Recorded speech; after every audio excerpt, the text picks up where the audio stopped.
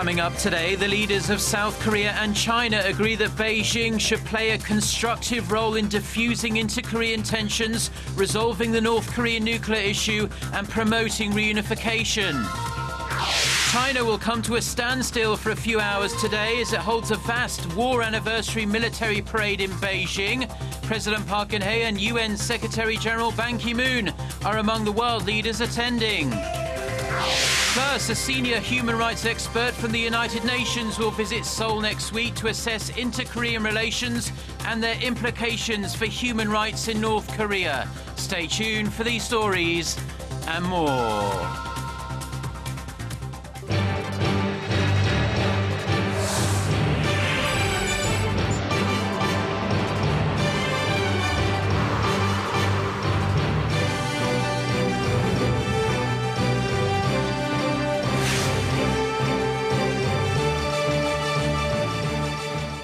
Hello, it's 6 a.m. on Thursday, September 3rd here in Seoul. I'm Mark Broome and you're tuned in to our early morning edition of Arirang News.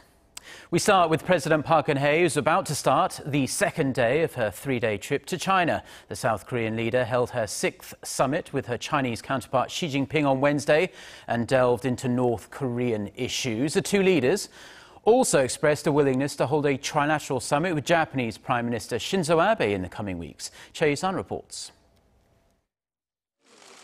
The leaders of South Korea and China said they oppose any type of action that could increase tensions on the Korean peninsula. Meeting one day ahead of China's World War II victory celebrations in Beijing, Presidents Park Geun-hye and Xi Jinping agreed to strengthen dialogue to ensure the two Koreas' latest deal to defuse tensions is carried out. 북한의 DMZ 도발 사태는 언제라도 긴장이 고조될 수 있는 한반도의 안보 현실을 보여주었고 한반도 평화가 얼마나 절실한가를 보여준 단면이기도 하였습니다.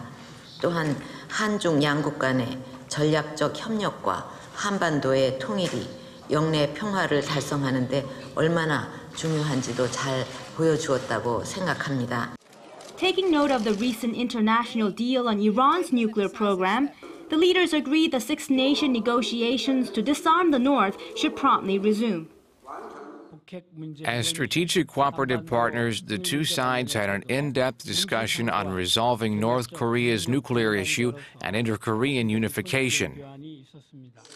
Looking beyond the peninsula, the two leaders agreed to work towards resuming a trilateral summit with Japanese Prime Minister Shinzo Abe sometime between late October and early November in Korea. Addressing Seoul and Beijing's economic cooperation with Premier Lee Keqiang, President Park agreed to join efforts to see their free trade deal take effect soon and to maximize the benefits from such agreement. President Park's office stressed the significance of Presidents Park and Xi exchanging views on regional peace and stability, marking the 70th anniversary of the end of World War II and the division of the two Koreas.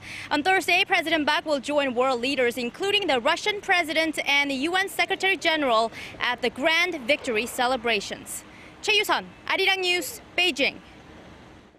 So, as we just heard there from Yu-sun, South Korea and China agreed on Wednesday to push for more economic cooperation between their countries. South Korea's presidential office of Cheongwade says the main focus is on securing early ratification for a free trade deal between Seoul and Beijing. The presidential office said the two countries have also agreed to set up a mutual fund to support development of cultural content and software. The fund is the largest of its kind between the two countries at almost $170 billion. And this Thursday is China's military parade day. Dozens of leaders from all four corners of the world, including President Park Geun-hye and Russian President Vladimir Putin, are in Beijing to witness what's being billed as China's largest ever parade to mark the 70th anniversary of the end of World War II. For a closer look at the grand event, here's our Kim Hyun-bin. Beijing has come a long way over the years to now stand just behind the United States, both economically and militarily.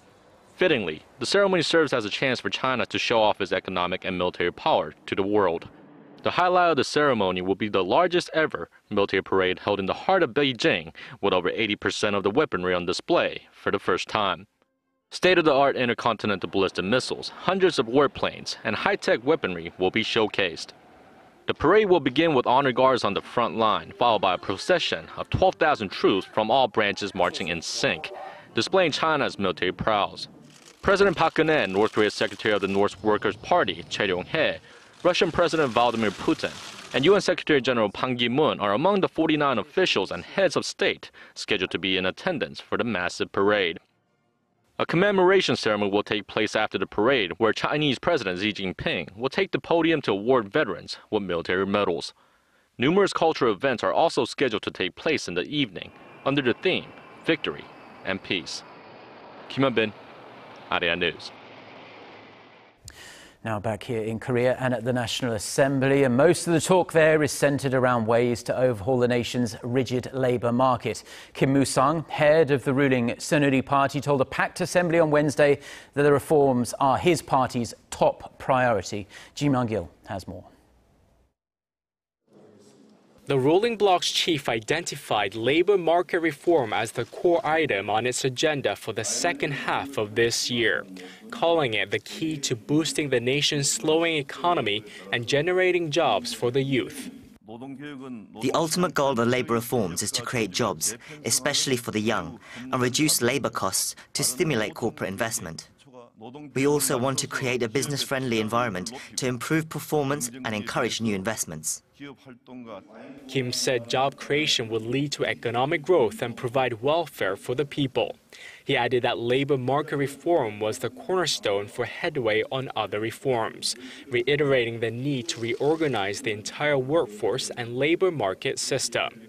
The ruling party chief also promised to push ahead with reforms regarding how major conglomerates or chaebol are run. Public resentment is growing over how family-controlled conglomerates are running their vast empires and the outmoded governance structure, which often leads to ugly fights. We must also stop conglomerates from gaining profit through unfair transactions in the market. However, he stressed that reform should not be used to drag the conglomerates down or promote anti-corporate sentiment. Kim also promised to uphold President Park Geun-hye's 4 major reform drives centered on the labor, public, finance, and education sectors. Responding to Kim Moo-sung's speech, the main opposition New Politics Alliance for Democracy's chief, Moon Jae-in, said it lacked content on how to reform the conglomerates, and added that Kim made no mention of raising corporate taxes. Ji Myung-gil, Arirang News. Korea and Saudi Arabia have signed a deal to export Korea's first smart nuclear reactors to the kingdom.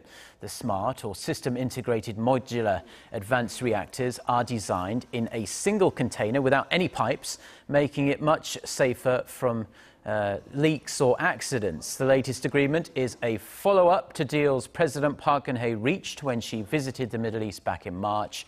During the 3-year project worth some $130 million, the two sides will exchange personnel and training to install 2 smart reactors in Saudi Arabia. A senior human rights investigator at the United Nations will visit South Korea next week to look into the human rights situation in North Korea following the recent inter-Korean agreement.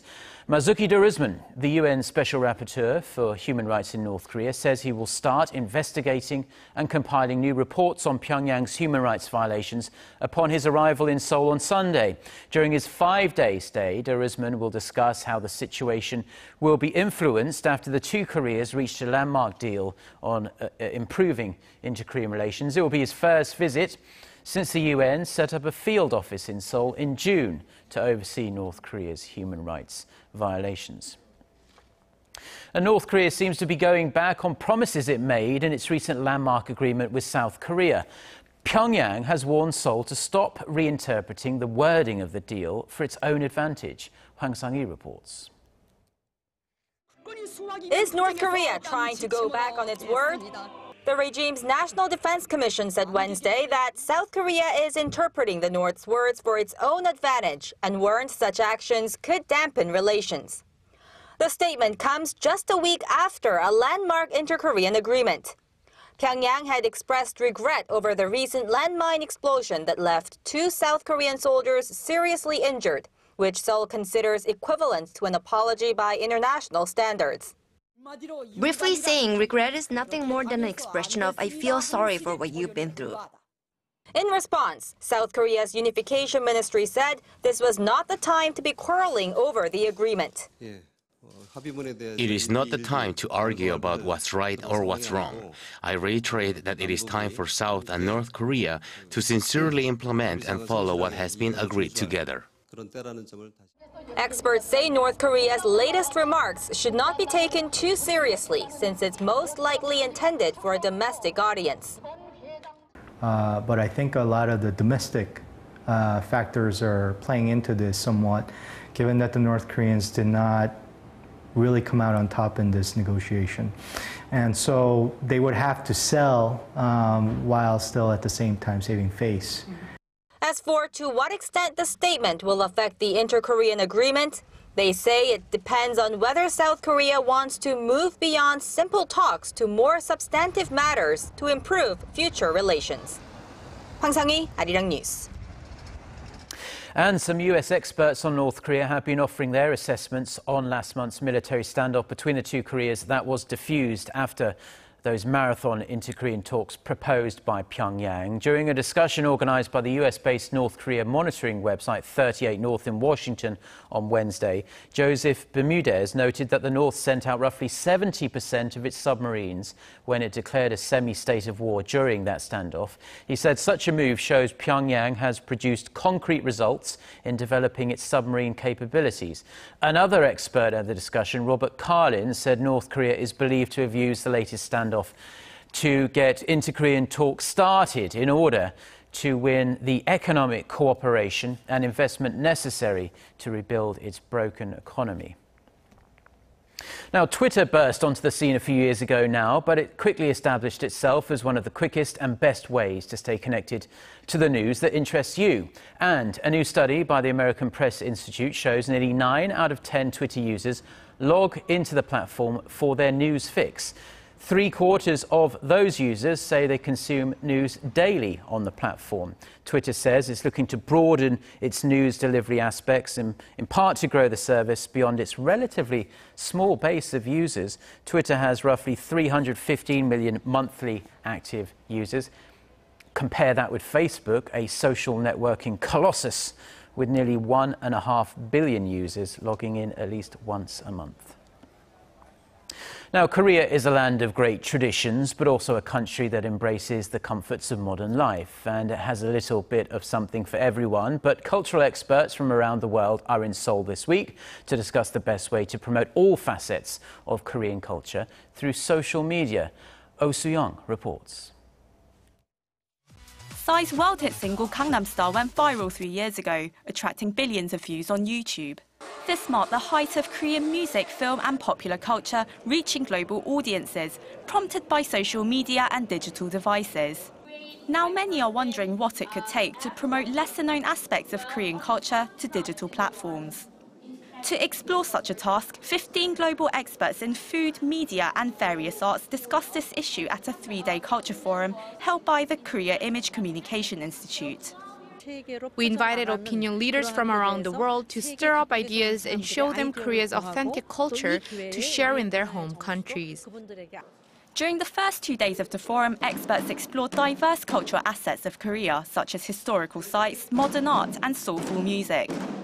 So I think there's a real opportunity for traditional Korean culture and other, cuisine, dance, drumming, all this amazing stuff we've seen today to be shared more widely across social media to give people a deeper understanding of what the culture has to offer.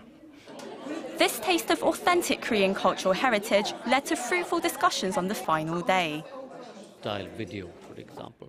Why is it that it went viral? It went viral because it was different, it was unique, and it was able to cross the language barrier, and it was able to reach out and make that uniqueness very accessible. There's been a huge explosion of food sites, food photographs, people who Instagram their food. For people who, if you like, their first step into Korean culture, food seems like a fantastic way of doing it. As such, various aspects of Korean culture, including food, were seen as potential gateways for a global breakthrough. Experts say for Korea to share more of its unique cultural treasures on social media, simple concepts need to be developed in more creative and spontaneous ways. Oh Soo-young, Arirang News.